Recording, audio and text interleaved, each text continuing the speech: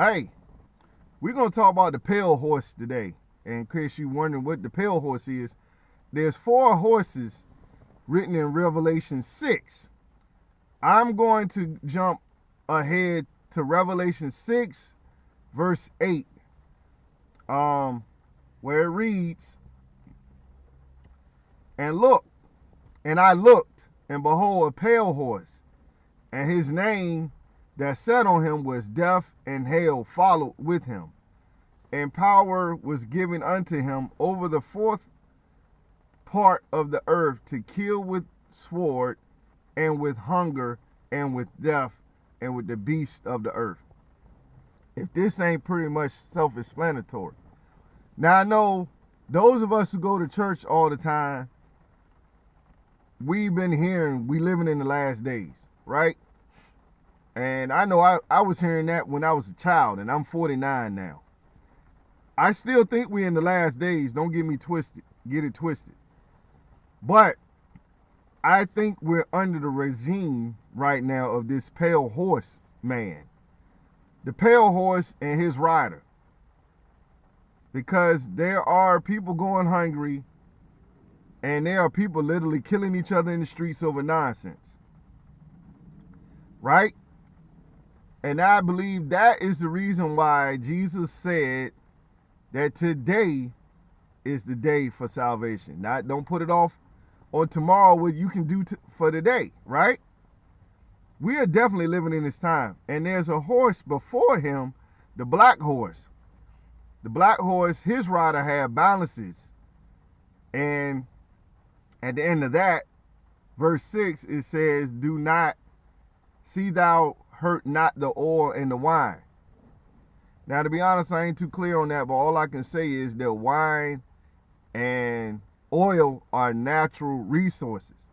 And God is clearly telling us not to hurt those two things. So, isn't it funny that you got the pale horse that's got death with it and hunger? Isn't it funny that we have a bunch of climate change people and the first thing they want to do is get rid of the very thing that the Lord told us not to hurt? Because it's a natural resource. It is one of the things that's going to keep us from going hungry is the oil and the wine. Especially the oil. But the green energy folks always think they know better than God. And I told people this a long time ago. Oil is a natural thing. Now, the refining of it is a man-made thing. But the oil itself that's in the ground, that these green energy and all these so-called environmentalist folks and EPA hate so much, God put it in the ground for us to use, and he said, don't hurt it. Why are they so go-ho against it, and why they don't want us to use it? Because it's a way of manipulating the market. It's a way of guarantee that some of us will go hungry. Guarantee that some of us will end up killing one another because power. And because it says clearly the pale horse was given power unto them over the fourth part of the earth to kill with a sword and hunger with death. So we know that a lot of these green energy jobs and things like that energy things are job killers. And it's a way of manipulating the market, the free market. So God is telling us clearly that oil is a very important resource. And that I really do believe that the devil is really trying to get his hands on it to manipulate the markets and make sure that some of us go hungry. Why else are they so go-ho against using it? In Virginia, Abigail Spanberg and Democrats, they want to turn Virginia into, they want to unionize Virginia. In other words, they want us to pay to have a job through the unions. Right now, we're right to work state, right? So, the right to work means that you have a right to go to work and you don't have to pay a union to do so. There are some jobs that are unionized in Virginia. The shipyard is one of them. A lot of those jobs are union, and then there's a lot of those jobs in the shipyard are not a union. We have a choice whether you want to join a union or not. A lot of the teachers in here are part of unions. They don't have to be, but it's very difficult to advance if you're not a part of a union. And that's why education, frankly, is so terrible, because the unions done got their hands on it, and you got to pay to play, as they say. But this pale horses, is definitely what we're living under. It's a lot of, and not just in America, but just around the world, period. Hunger, people killing one another, death. And that may be not always a physical death. That's a financial death. A lot of us are out here financially dying. Matter of fact, I said this before. America is financially dying. Look at the mountain of debt that we have. That's a death. The country, frankly, America is broke. That's why a lot of us are poor, because they take so much money from us because they don't know how to stop spending. And they don't want to do what needs to be done to correct the issue. You have to, if they really wanted to fix the issue, I know I'm going to make a lot of people mad on this, but it's the truth. They really wanted to fix the issue, you got to get rid of welfare. You got to get rid of all these social programs that they made everybody accustomed to. But if they did that, you really would have a lot of hungry people in the street, because they've been so dependent on the government, they wouldn't know what to do without it. And guess what? The sick thing about that is exactly what they want most of us to be at. Dependence. They don't like independent people. That's why they ridicule folks like me. They call us names. They call us all types of derogatory names, because we're free-thinking people. We don't go along with the government programs. Especially on me being black, I'm definitely supposed to think a certain way and act a certain way according to them. But since I don't, then I'm a sellout. They want all of us, regardless of skin color. They need a certain amount of dependence in order to keep their power. And since, like I said, they did such a good job of training black folks to kill one another and not even allowing us to be born, now they got to bring illegals over here as a replacement. Because we done did such a good job of killing one another. Now they got to replace us with illegals. That's the new slave base. They need slavery. They ain't changed much, man. They need slaves. But yes, the country is broke, and we're headed for economic collapse. Nobody wants to admit that, but that's exactly what's happening. That's why your check is getting smaller. Even though you working 40 plus hours a week, your check is still smaller, and you're still finding yourself, and me included, hard to afford things, necessities. And the evil part about it is done by design.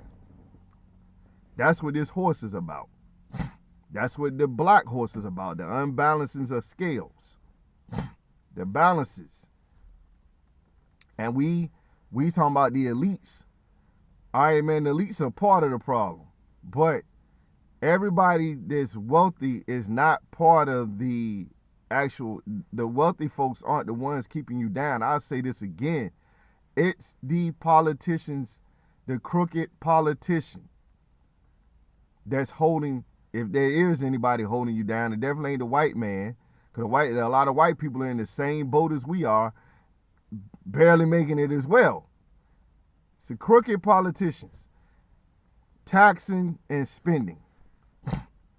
And they're trying to, socialism is a death sentence financially.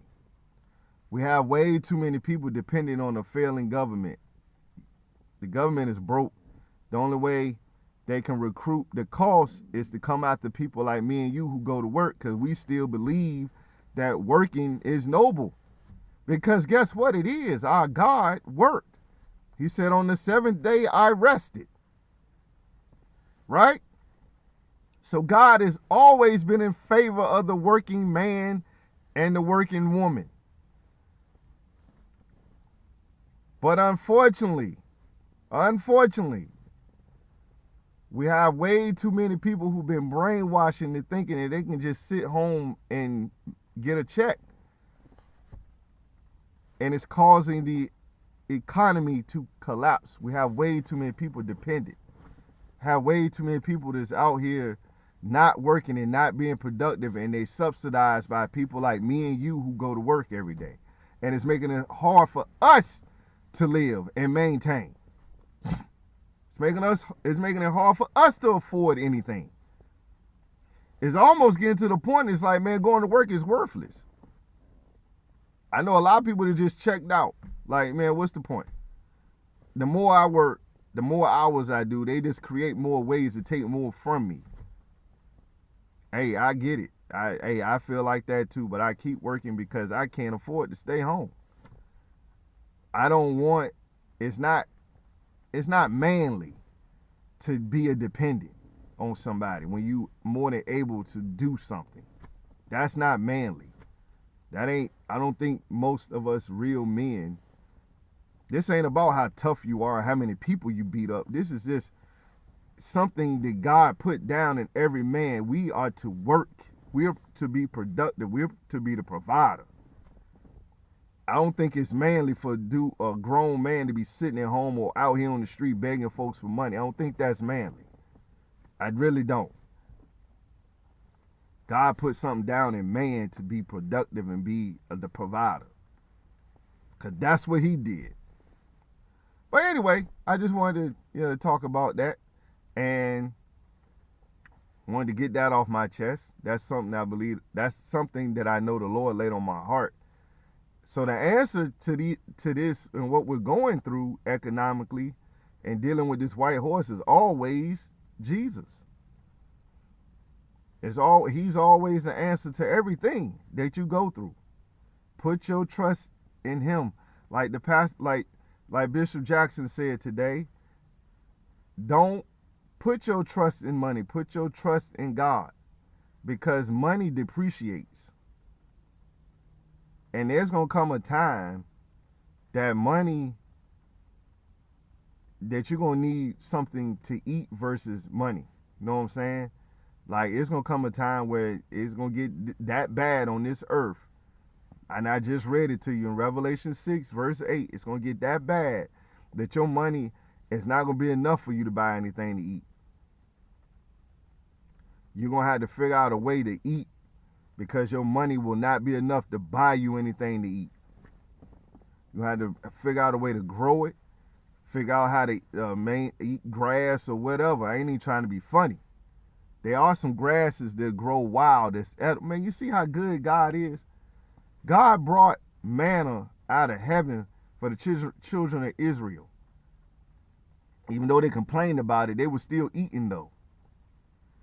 And I'm praying that I ain't around when it does get that bad, but man, doggone it, we close. We close.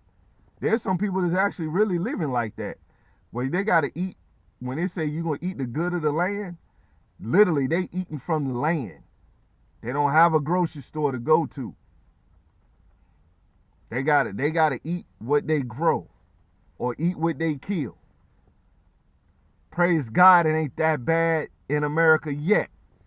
And I say yet with a capital Y. But if we don't turn around and we don't start voting in better leadership, you best believe a lot of us gonna be out here in the Hunger Games for real. Just saying. But anyway, enjoy the rest of your Sunday. Bye.